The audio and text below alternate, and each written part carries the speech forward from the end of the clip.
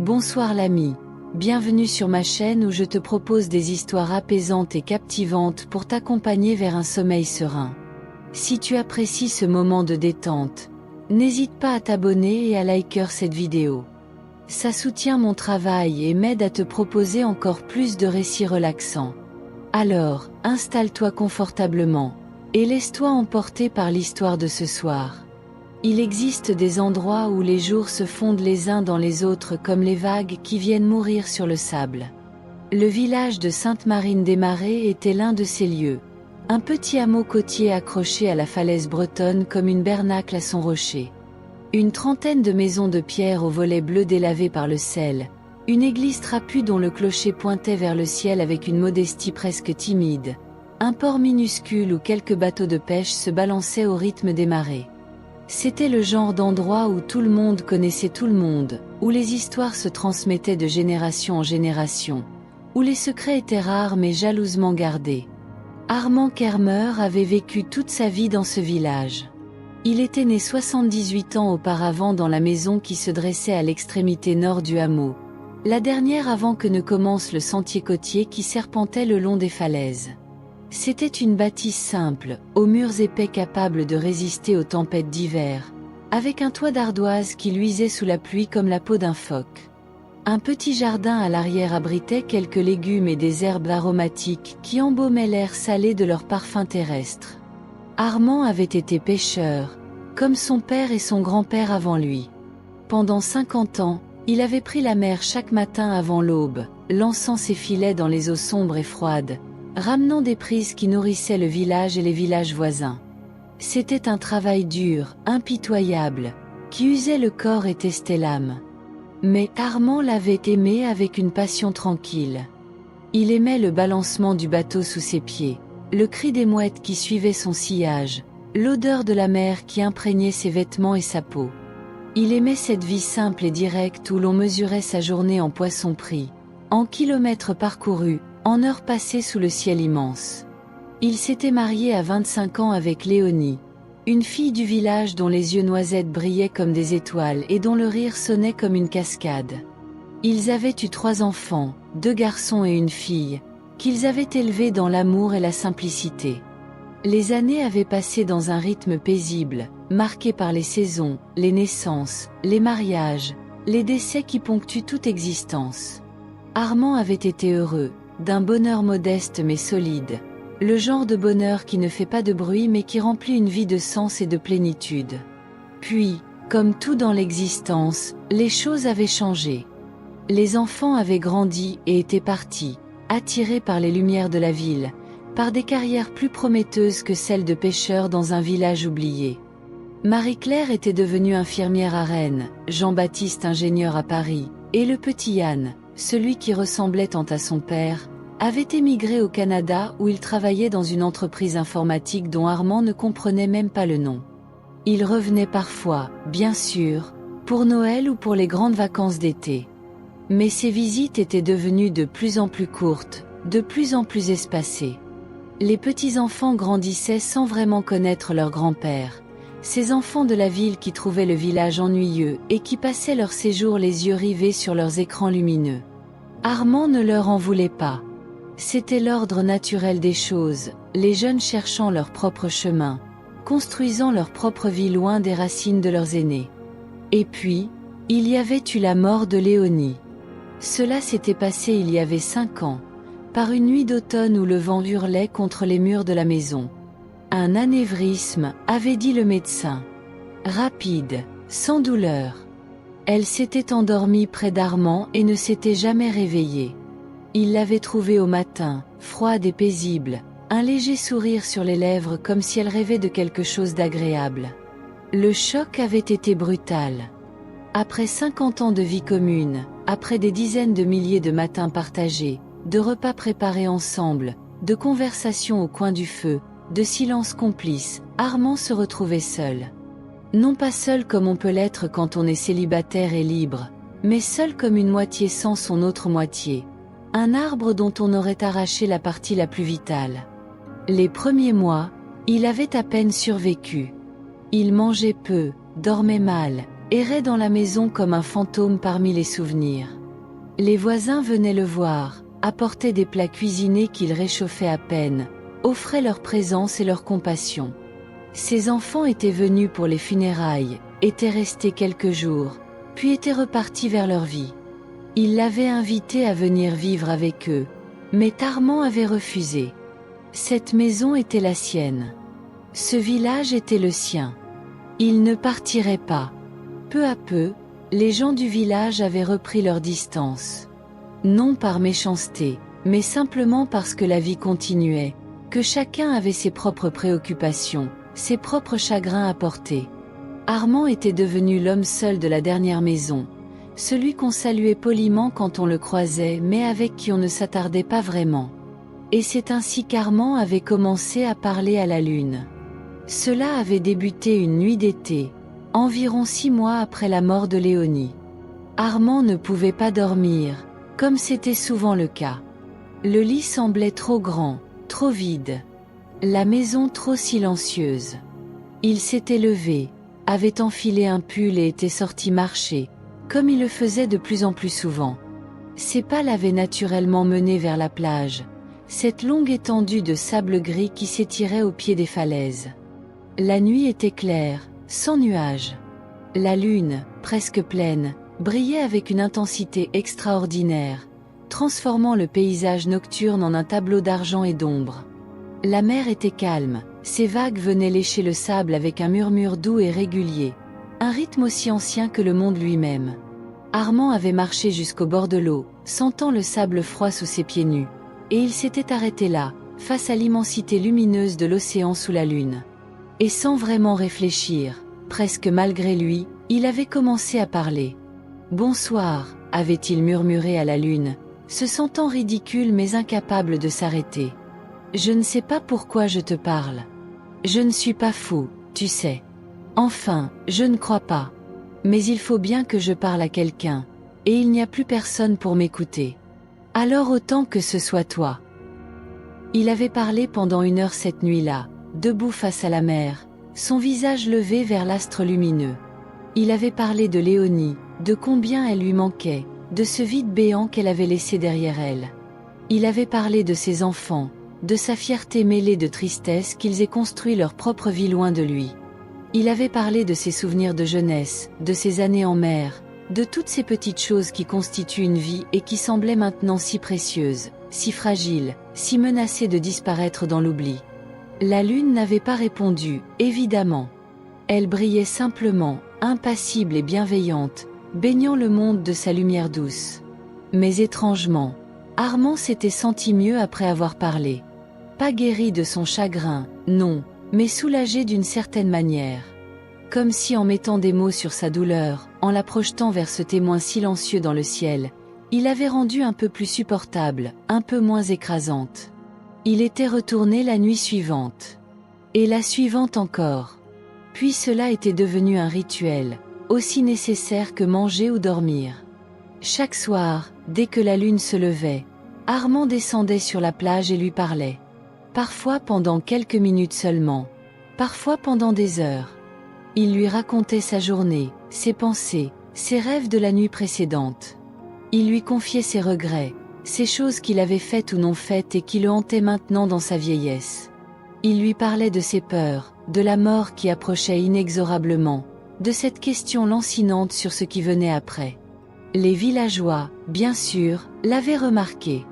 Dans un endroit aussi petit, rien ne passe inaperçu. On commença à murmurer sur son passage. « Le vieux Armand parle à la lune », disaient les uns. « Il a perdu la raison avec le chagrin », ajoutaient les autres. Les enfants le pointaient du doigt quand il passait dans la rue. Les adultes détournaient le regard, mal à l'aise face à ce comportement qu'ils ne comprenaient pas. Quelques personnes bien intentionnées essayèrent d'intervenir.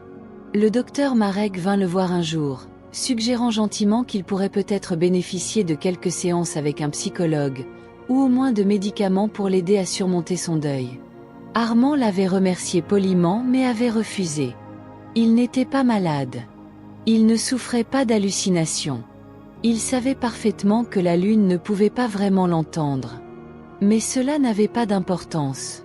Ce qui comptait, c'était le rituel lui-même, l'acte de parler, de mettre en mots ce qui autrement resterait enfermé dans son cœur jusqu'à l'étouffer. Le père Loïc, le curé du village, vint également lui rendre visite. « Pourquoi ne venez-vous pas à l'église, Armand ?» demanda-t-il. « Vous pourriez prier, parler à Dieu. Il vous entendrait, vous savez. » Armand sourit doucement. « Avec tout le respect que je vous dois, mon père, j'ai essayé de prier après la mort de Léonie. J'ai essayé de parler à votre Dieu.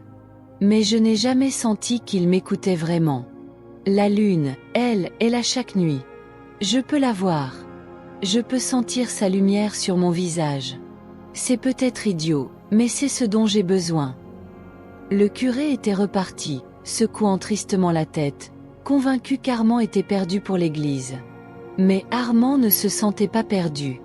Au contraire, pour la première fois depuis la mort de Léonie, il avait le sentiment de retrouver un équilibre, une forme de paix, même précaire. Les saisons passèrent. L'été céda la place à l'automne, puis à l'hiver. Armand continua son rituel nocturne, quelle que soit la météo. Par temps de pluie, il emportait un imperméable et restait sur la plage malgré l'eau qui ruisselait sur son visage. Par temps de tempête, il se tenait en retrait, à l'abri relatif d'un rocher, mais continuait de parler, sa voix portée par le vent hurlant vers la lune cachée derrière les nuages. Seules les nuits de nouvelle lune le voyaient rester chez lui, assis près de sa fenêtre, attendant le retour de son astre confident. Ses conversations avec la lune évoluèrent avec le temps. Au début, c'était surtout du chagrin qui s'exprimait, un flot ininterrompu de tristesse et de nostalgie. Mais peu à peu, d'autres thèmes émergèrent. Armand se mit à raconter des histoires de sa jeunesse, des aventures en mer qu'il n'avait jamais vraiment partagées avec personne, même pas avec Léonie. Il parlait de tempêtes affrontées, de pêches miraculeuses, de moments de pure beauté vécus seul sur son bateau au lever du soleil. Il confiait aussi des choses plus sombres, des secrets qu'il avait gardés toute sa vie. Comme cette fois où, jeune homme, il avait trompé Léonie avec une touriste de passage, un été lointain. Il n'avait jamais avoué, avait porté cette culpabilité en silence pendant des décennies. Maintenant, sous la lumière impartiale de la lune, il pouvait enfin le dire à voix haute, demander pardon à un univers qui ne jugeait pas, qui se contentait d'écouter et d'illuminer. Il parlait de ses regrets aussi. De ne pas avoir été un meilleur père, plus présent, plus attentif aux besoins émotionnels de ses enfants plutôt qu'uniquement à leurs besoins matériels. De ne pas avoir dit assez souvent à Léonie combien il l'aimait, prenant pour acquis qu'elle le savait, qu'il n'avait pas besoin de le répéter sans cesse. De toutes ces petites lâchetés quotidiennes, ces moments où il avait choisi le confort plutôt que le courage, le silence plutôt que la vérité. Mais il parlait aussi de ses rêves, ceux qu'il avait eus jeune et qu'il n'avait jamais réalisés. Il avait voulu voyager, voir d'autres pays, d'autres océans. Il avait voulu apprendre à jouer de l'accordéon, cet instrument qu'il aimait tant entendre lors des fêtes du village. Il avait voulu écrire un livre sur sa vie en mer, léguer aux générations futures quelque chose de son expérience, de sa sagesse durement acquise. Aucun de ses rêves ne s'était concrétisé, avalé par les nécessités quotidiennes, par le poids des responsabilités, par la simple inertie de l'existence. Et étrangement, à mesure qu'il parlait de tout cela à la lune, à mesure qu'il déversait le contenu de son cœur et de son esprit vers ce témoin silencieux, Armand sentait quelque chose changer en lui. Le poids de ses regrets devenait plus léger. La douleur de son deuil, toujours présente, se faisait moins aiguë, moins paralysante. Il commençait à accepter que sa vie était ce qu'elle était, avec ses joies et ses peines, ses réussites et ses échecs, et que c'était acceptable ainsi. Il n'avait pas besoin de racheter le passé ou de le réécrire. Il avait juste besoin de le reconnaître, de l'honorer, puis de le laisser partir. La lune, dans son cycle immuable, continuait sa danse céleste. Croissant, pleine, décroissant, nouvelle, puis recommençant. Un rythme aussi ancien que le temps lui-même, indifférent aux préoccupations humaines mais d'une certaine manière réconfortant par sa constance même. Armand trouvait une forme de sagesse dans ce cycle. Tout change, semblait dire la lune. Tout passe. Mais tout revient aussi.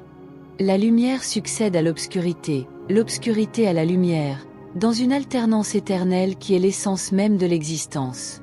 Un soir de printemps, alors que l'année de son 78e anniversaire s'achevait, Armand descendit sur la plage comme à son habitude. La nuit était d'une douceur extraordinaire. L'hiver avait enfin relâché son emprise, et l'air portait les premières promesses de l'été à venir. La mer était d'un calme parfait, sa surface reflétant la lune comme un miroir liquide. Les étoiles brillaient avec une clarté rare, transformant le ciel en un dôme scintillant de possibilités infinies.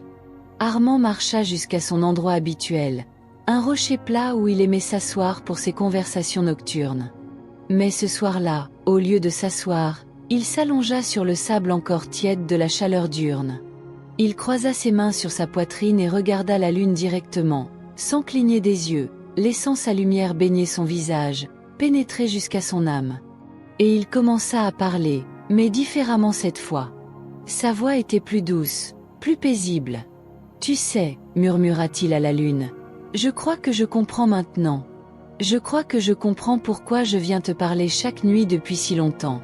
Ce n'est pas parce que je suis fou ou parce que j'ai perdu la raison. C'est parce que tu représentes quelque chose que j'avais oublié, quelque chose que nous oublions tous dans l'agitation de nos vies. » Il marqua une pause, écoutant le murmure des vagues. « Tu es là-haut, immuable mais changeante. Toujours la même, mais jamais tout à fait identique. Tu as éclairé des milliards de nuits, vu naître et mourir des empires, des civilisations, des espèces entières. Et tu continues, indifférente et bienveillante à la fois. Tu ne juges pas. Tu n'attends rien. Tu es simplement là, offrant ta lumière à tous ceux qui lèvent les yeux vers toi. Et c'est exactement ce dont j'avais besoin. Pas de conseils, pas de solutions, pas même de compassion à proprement parler. Juste une présence. Juste quelqu'un, ou quelque chose, qui est là, nuit après nuit, qui reçoit mes paroles sans rien exiger en retour. Tu m'as permis de vider mon cœur, de libérer toutes ces choses que je gardais enfermées et qui m'empoisonnaient lentement. » Armand sentit les larmes monter, mais ce n'étaient plus des larmes de tristesse. C'étaient des larmes de soulagement, de gratitude, de paix retrouvée. « Je ne suis plus en colère contre la vie de m'avoir pris Léonie. Je ne suis plus rongé par mes regrets. Je ne suis plus effrayé par la solitude ou par la mort qui approche. Parce que tu m'as appris quelque chose de fondamental. Nous ne sommes jamais vraiment seuls. Nous faisons partie de quelque chose de plus grand, de plus vaste, de plus mystérieux. L'univers nous contient tous, les vivants et les morts, et dans cette vastitude, chacun a sa place, chacun a son importance. » Il ferma les yeux, sentant le sable s'épouser la forme de son corps, le vent caresser doucement son visage. La fatigue l'envahit, une fatigue douce et bienvenue, pas l'épuisement anxieux qui l'avait habité pendant si longtemps, mais une lassitude paisible, celle du travailleur qui a accompli sa tâche et peut enfin se reposer. « Merci, » murmura-t-il une dernière fois. « Merci d'avoir été là. Merci d'avoir écouté. Merci de m'avoir montré que parfois, parler à ce qui nous dépasse, à ce qui est plus grand que nous, c'est le chemin vers la paix intérieure. Tu ne m'as jamais répondu avec des mots, mais tu as répondu par ta simple présence, par ta lumière constante, par ton cycle immuable qui me rappelait que tout passe et que tout revient, que rien n'est vraiment perdu, tout se transforme simplement. » Armand s'endormit là, sur la plage, sous la lumière de la lune. Et il fit un rêve extraordinaire.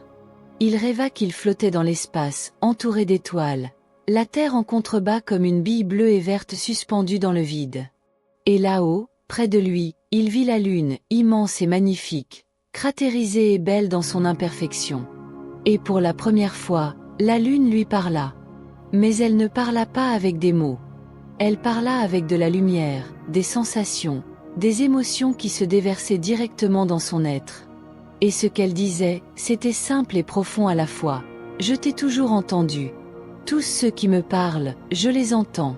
Je ne peux pas répondre de la manière dont vous voulez que je réponde, mais je reçois vos paroles, vos prières, vos confessions, vos rêves.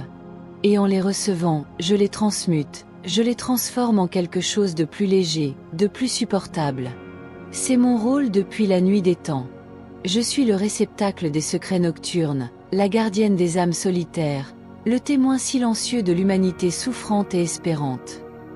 Tu n'es pas seul, Armand. Tu ne l'as jamais été. Tous ceux qui lèvent les yeux vers moi, qui me confient leur fardeau, sont reliés les uns aux autres par ce geste même. Vous formez une communauté invisible, une fraternité de la nuit, unie non par la proximité physique mais par la vulnérabilité partagée, par le courage qu'il faut pour parler à ce qui ne peut répondre, par la foi que cela sert quand même à quelque chose. Et oui, cela sert. Parler, c'est déjà guérir. Mettre des mots sur la douleur, c'est commencer à la transformer. Confier ses secrets à l'univers, c'est accepter qu'ils ne vous définissent pas, qu'ils sont juste une partie de votre histoire, pas la totalité de votre être. Armand se réveilla au petit matin, alors que l'aube chassait doucement la nuit. Il était toujours allongé sur le sable, mais il se sentait différent. Reposé d'une manière qu'il n'avait plus connue depuis des années. Paisible jusqu'au plus profond de son être. La lune avait disparu, cachée par la lumière croissante du soleil levant, mais sa présence persistait en lui, comme une chaleur intérieure, une lumière qui brillait désormais de l'intérieur. Il se leva lentement, brossa le sable de ses vêtements, et marcha vers le village. Les premières maisons commençaient à s'éveiller. Des volets s'ouvraient, des cheminées fumaient. Quelques personnes matinales sortaient pour aller chercher leur pain. Armand les croisa et les salua avec un sourire sincère, chaleureux, qui les surprit. Il n'avait plus cette expression fermée, ce regard triste et lointain qu'il portait depuis la mort de Léonie. Madame Le Goff, qui sortait justement de chez elle, s'arrêta, surprise. « Armand, vous avez l'air différent ce matin. »« Je me sens différent, Madame Le Goff, » répondit-il avec un sourire. « Je me sens en paix. » Elle le regarda avec curiosité, un peu de méfiance aussi, comme on regarde quelqu'un qui a changé de manière inexplicable. « Vous ne parlez plus à la lune ?» demanda-t-elle, ne sachant pas trop comment formuler sa question. Armand rit doucement. « Oh, je continuerai probablement à lui parler. Mais maintenant, je ne le fais plus par désespoir ou par solitude. Je le fais par gratitude. Par reconnaissance envers ce qui m'a écouté quand personne d'autre ne le pouvait ou ne le voulait. La lune m'a sauvée, vous voyez. Pas en me répondant, mais simplement en étant là, constante et bienveillante, acceptant tout ce que je lui donnais sans rien demander en retour. » Il s'éloigna, laissant Madame Le Goff perplexe mais vaguement rassurée. Dans les jours qui suivirent, les villageois remarquèrent le changement chez Armand. Il souriait plus. Il parlait aux gens, initiait des conversations au lieu de les éviter. Il recommença à participer aux activités du village, se joignant aux parties de cartes du dimanche après-midi, aidant à réparer le toit de l'église qui fuyait, offrant son expérience aux jeunes pêcheurs qui voulaient apprendre les secrets des vieux. Il continua à descendre sur la plage chaque soir quand la lune était visible. Mais maintenant, son rituel avait changé. Il ne parlait plus pendant des heures, déversant un flot ininterrompu de pensées et d'émotions. Il s'asseyait simplement, contemplait la lune en silence, puis prononçait quelques phrases, un résumé de sa journée, une pensée qui l'avait frappé, une gratitude pour un moment de beauté vécu. Et parfois, il remarquait qu'il n'était plus seul. D'autres personnes commençaient à venir sur la plage la nuit. Des jeunes couples qui marchaient main dans la main, des adolescents troublés qui cherchaient un endroit pour réfléchir, des personnes âgées comme lui qui trouvaient dans la contemplation nocturne un répit face à leur propre fardeau. Un soir, une jeune femme du village, Mélanie, qui traversait une période difficile après un divorce pénible, s'approcha timidement d'Armand sur la plage. « Monsieur Kermer, dit-elle doucement, on dit que vous parlez à la lune. Que ça vous aide. Est-ce que c'est vrai ?» Armand se tourna vers elle, vit les larmes contenues dans ses yeux, la tension dans ses épaules. Il sourit avec douceur. « Viens t'asseoir avec moi, petite. Et si tu veux, parle-lui toi aussi. » Elle écoute. Elle ne juge pas. Elle est juste là, et parfois, c'est tout ce dont on a besoin. Mélanie s'assit près d'Armand, et ensemble, ils regardèrent la lune. Puis, hésitante au début, puis avec plus d'assurance, elle commença à parler. Elle raconta sa douleur, sa colère, sa peur de l'avenir. Et Armand resta silencieux, juste présent, comme la lune était présente, offrant le don inestimable d'une écoute sans jugement. Quand Mélanie se tut enfin, épuisée mais visiblement soulagée, elle se tourna vers Armand. « Merci, dit-elle simplement. Je ne sais pas pourquoi ça aide, mais ça aide. » Parce que, répondit Armand, parfois, nous avons besoin de parler à quelque chose qui est plus grand que nous, qui nous rappelle que nos problèmes, aussi réels et douloureux soient-ils, ne sont qu'une toute petite partie d'un univers immense et mystérieux. La Lune a vu des milliards de nuits, des milliards d'histoires humaines. Elle continue de briller malgré tout. Et si elle peut continuer, nous le pouvons aussi. Les mois passèrent. L'histoire d'Armand et de ses conversations lunaires se répandit au-delà du village. Des gens commencèrent à venir de plus loin, curieux, cherchant eux aussi un réconfort qu'ils ne trouvaient pas ailleurs. La plage de Sainte-Marie-des-Marais devint connue comme un lieu de guérison, pas dans un sens mystique ou religieux, mais simplement comme un endroit où l'on pouvait venir parler à la nuit, à l'océan, à la lune, et trouver dans cet acte simple une forme de paix. Armand ne se prit jamais pour un sage ou un gourou. Il restait ce qu'il avait toujours été. Un vieux pêcheur retraité qui avait découvert par accident que parler à la lune l'aidait à vivre. Mais il accueillait ceux qui venaient le trouver avec gentillesse, partageait son expérience quand on la lui demandait, et surtout, offrait sa présence silencieuse et bienveillante, comme la lune avait offert la sienne. Un soir d'hiver, alors qu'Armand approchait de ses 80 ans, il descendit sur la plage malgré le froid mordant. La lune était pleine, énorme, semblant plus proche que d'habitude. L'air était si clair qu'on pouvait distinguer chaque cratère, chaque mer lunaire, chaque détail de sa surface scarifiée. Armand s'assit sur son rocher habituel, enveloppé dans une couverture épaisse, et regarda l'astre avec une affection profonde, comme on regarde un vieil ami qui a partagé tant de moments de notre vie. « Me voilà de nouveau, dit-il doucement. Sa voix un peu plus faible qu'autrefois mais toujours claire. Tant d'années ont passé depuis la première fois où je t'ai parlé. Je ne comptais plus les nuits, tu sais. Elles se sont fondues les unes dans les autres comme les vagues qui viennent mourir sur ce sable. Mais chacune a compté. Chacune m'a apporté quelque chose. » Il sourit, tirant la couverture plus serrée autour de ses épaules. Le froid ne le dérangeait pas vraiment. À son âge, on apprenait à coexister avec l'inconfort, à l'accepter comme une partie de l'existence plutôt que comme un ennemi à combattre. « Je voulais te dire quelque chose ce soir. Quelque chose que je n'ai jamais vraiment formulé clairement, même dans mes pensées. Tu m'as sauvé la vie. Non pas au sens dramatique du terme. Je ne parlais pas de me jeter du haut de la falaise ou quoi que ce soit de ce genre. Mais tu m'as sauvé d'une mort plus lente, plus insidieuse. La mort de l'âme qui survient quand on cesse de communiquer, quand on s'enferme dans sa douleur jusqu'à ce qu'elle nous consume entièrement. » Armand ferma les yeux un moment, laissant les souvenirs défiler. « Quand Léonie est morte, j'ai cru que ma vie était finie aussi.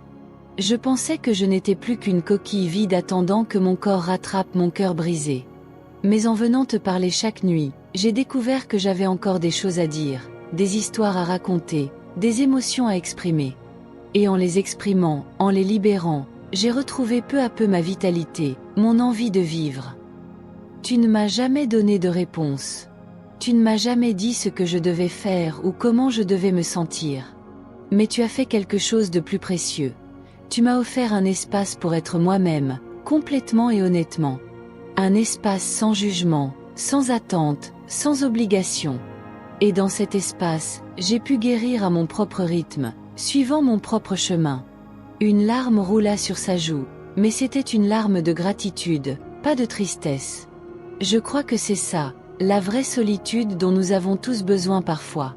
Pas la solitude qui nous isole et nous diminue, mais celle qui nous connecte à quelque chose de plus grand. Quand je te parle, je ne suis pas seule. Je suis en communion avec l'univers, avec le mystère de l'existence, avec tous ceux qui, à travers les âges, ont levé les yeux vers toi et trouvé réconfort dans ta lumière silencieuse. Derrière lui, des pas crissèrent doucement sur le sable. Armand se retourna et vit une silhouette approcher. C'était un jeune homme qu'il ne connaissait pas, peut-être une vingtaine d'années, le visage marqué par une tristesse qui semblait trop lourde pour son âge. Le jeune homme s'arrêta à quelques mètres, hésitant. Pardonnez-moi de vous déranger, dit-il d'une voix mal assurée. J'ai entendu parler de vous. De ce que vous faites ici. J'espérais. Est-ce que je peux rester? Juste m'asseoir là et peut-être lui parler aussi. Armand sourit chaleureusement. Bien sûr, mon garçon. Il y a de la place pour tous sous la lune. Viens, assieds-toi. Tu n'as pas besoin de ma permission. Elle est là pour tout le monde, pour tous ceux qui ont besoin d'elle. Le jeune homme s'assit sur le sable, à une distance respectueuse, et leva les yeux vers la lune. Pendant un long moment, il ne dit rien, se contentant de regarder. Puis, très doucement, il commença à parler. Je ne sais pas comment on fait ça. Je ne sais pas comment on parle à la lune. Mais je suis là parce que je ne sais plus à qui parler. Ma copine m'a quitté. J'ai perdu mon travail. Je me sens complètement perdu, comme si je n'avais plus de place nulle part dans ce monde. Armand écoutait, mais ne disait rien. Ce n'était pas à lui de répondre. C'était à la lune. C'était au processus lui-même de faire son œuvre. Le jeune homme continua, les mots venant plus facilement maintenant, déversant sa peine et sa confusion, ses peurs et ses espoirs brisés.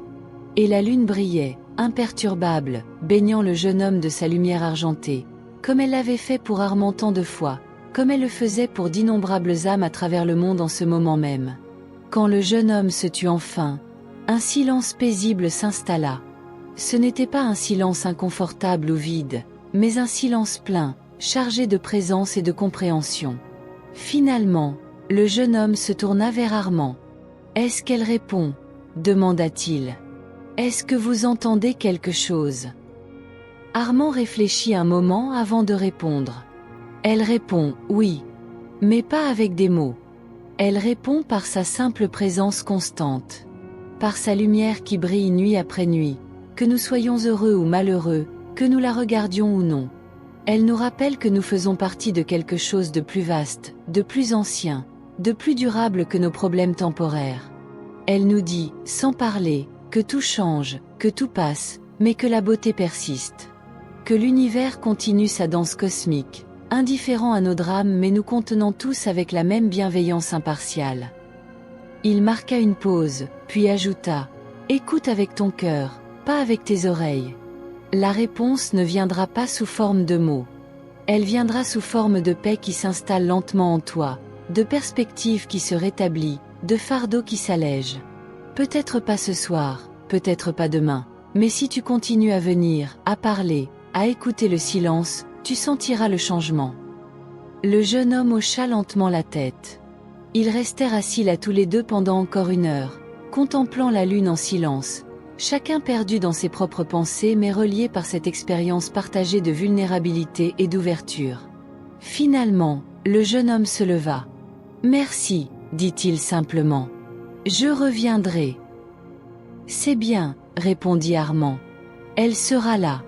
Elle est toujours là. » Après le départ du jeune homme, Armand resta encore un moment.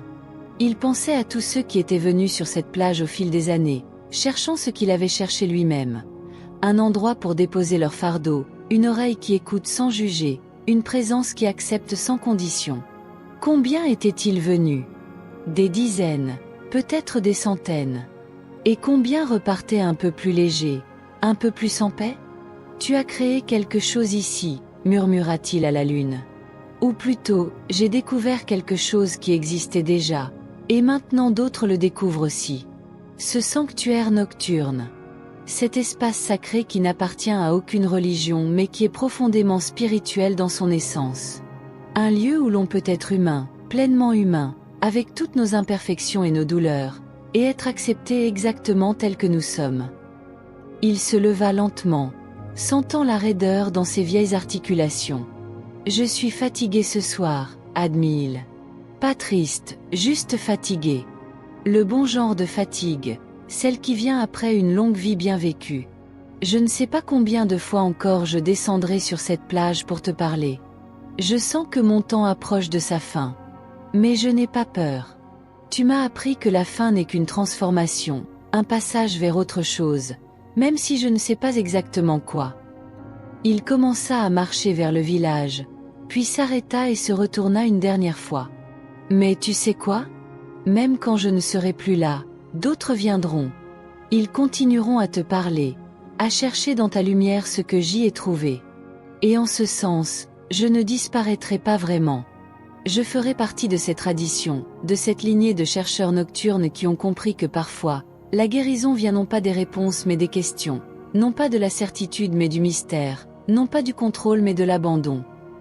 Il leva une dernière fois la main vers la lune, un geste d'adieu ou peut-être simplement de reconnaissance, puis reprit son chemin vers la maison. Les saisons continuèrent leur ronde éternelle. Armand vieillit encore, son pas devenant plus lent, sa voix plus faible. Mais son esprit restait clair et son cœur en paix.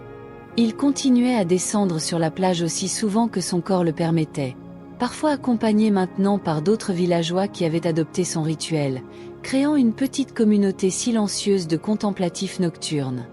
Un soir de printemps, alors que les premières fleurs sauvages commençaient à parsemer les dunes de touches de couleurs, Armand descendit sur la plage pour ce qui serait la dernière fois, bien qu'il ne le sût pas encore. La lune était un fin croissant, une délicate virgule d'argent dans le ciel assombri.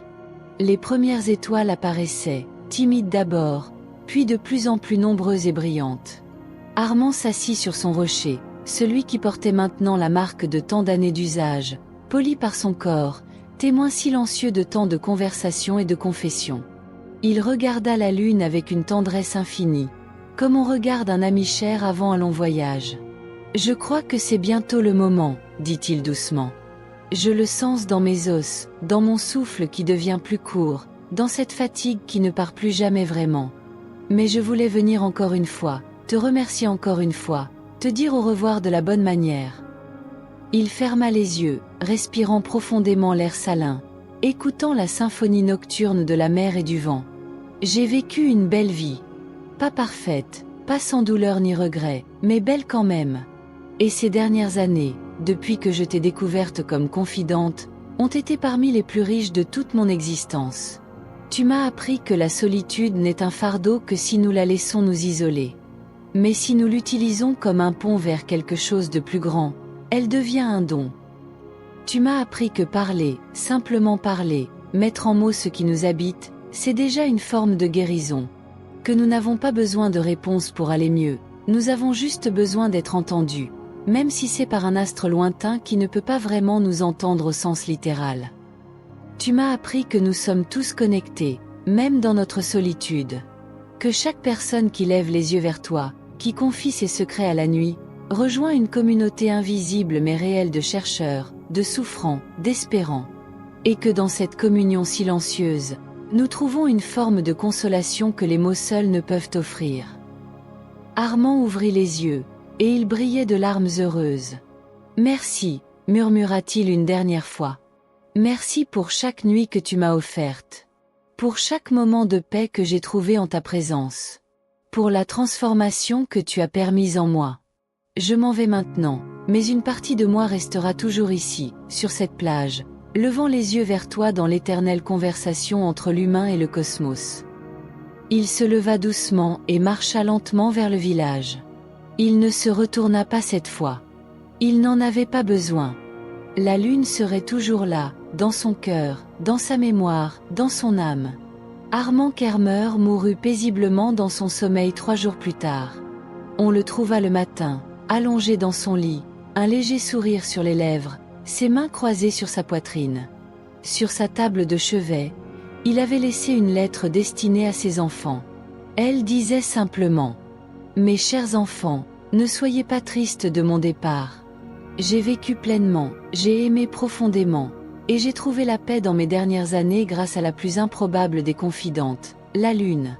Je sais que vous avez trouvé étrange que je lui parle chaque soir, que certains m'aient cru fou.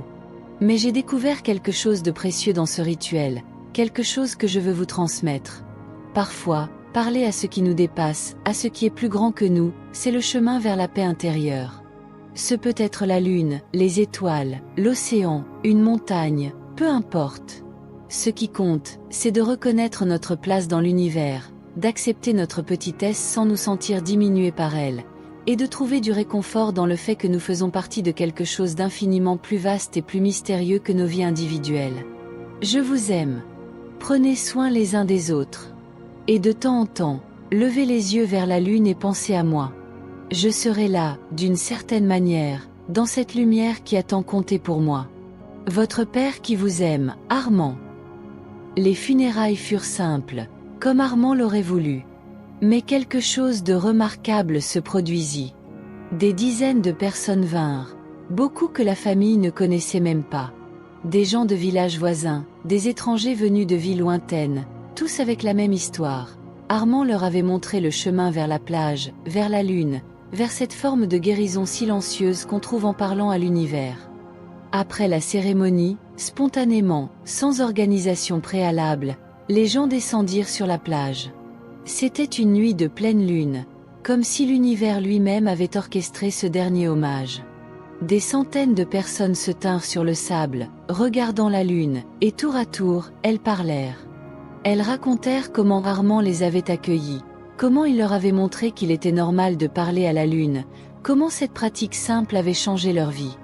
Et puis, dans un moment de silence collectif, ils levèrent tous les yeux vers la lune, et chacun, dans son cœur, remercia le vieil homme qui leur avait appris que la solitude pouvait être un pont plutôt qu'un mur, que parler à ce qui nous dépasse n'est pas de la folie mais de la sagesse, et que parfois, la meilleure manière de trouver la paix intérieure est de la chercher non pas dans les réponses mais dans la contemplation du mystère.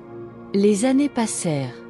L'histoire d'Armand et de ses conversations lunaires devint une légende locale, puis régionale, puis connue bien au-delà. La plage de Sainte-Marie-des-Marais devint un lieu de pèlerinage pour ceux qui cherchaient du réconfort. On y installa un banc de pierre avec une simple inscription. Pour Armand Kermer, qui nous a appris à parler à la lune et à écouter le silence.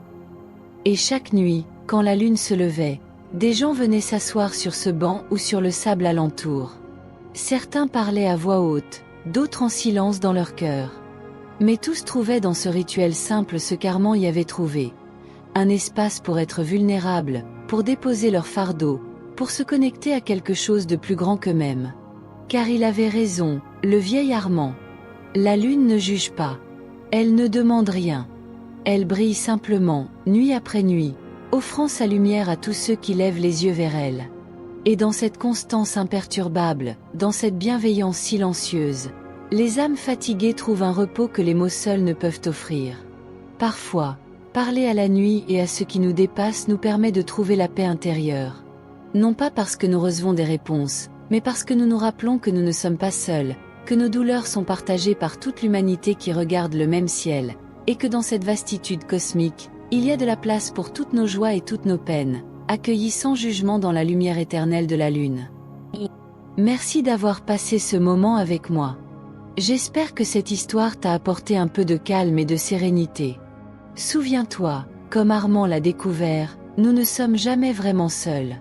Quand le poids de l'existence devient trop lourd, quand la solitude menace de nous submerger, nous pouvons lever les yeux vers la lune, vers les étoiles, vers l'immensité du ciel nocturne, et nous rappeler que nous faisons partie de quelque chose de plus grand. Parler à ce qui nous dépasse, que ce soit la lune, l'océan, les montagnes ou simplement l'univers dans son ensemble, ce n'est pas de la folie. C'est reconnaître notre connexion à tout ce qui existe, accepter notre vulnérabilité, et trouver du réconfort dans le mystère même de l'existence. La paix ne vient pas toujours des réponses. Parfois, elle vient simplement d'avoir été entendue, même par un témoin silencieux. Prends soin de toi, et n'oublie pas que tu as toujours un confident dans le ciel nocturne, patient et bienveillant, qui attend simplement que tu lèves les yeux. Si cette histoire t'a touché, n'hésite pas à liker cette vidéo et à t'abonner à la chaîne pour découvrir d'autres récits apaisants. Je te dis à très bientôt pour une autre histoire, un autre voyage vers la paix et la sérénité. Bonne nuit, et fais de beaux rêves.